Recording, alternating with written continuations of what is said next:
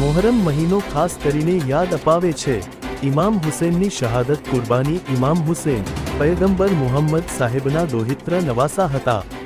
તેમણે સત્ય, ન્યાય અને માનવતા માટે પોતાના પરિવાર સાથે જીવની કુરબાની આપી। આ ઘટના ઇરાકના કરબલામાં ઘટી। મુસ્લિમ ચાંદ 10 મોહરમ આશુરાના દિવસે ખાસ વિશેષ યૌમે આશુરા નિફિલ નમાજ પઢવામાં આવે છે। સવારના સમયે ડભોઈ જામા મસ્જિદ ખાતે મૌલાના અનવર અશરફી સાહેબ દ્વારા પઢાવવામાં આવી હતી, જેમાં મોટી સંખ્યામાં નમાજ પઢવા અકીદતમંદ ઉમટી પડ્યા હતા।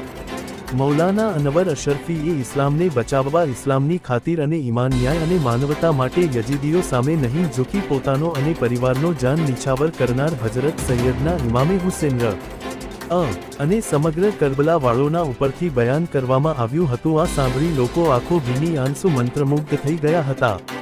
યૌમે આશુરાની નમાજ ડભોઈ શહેરની ઠેરઠેર મસ્જિદોમાં પઢાવવામાં આવી હતી।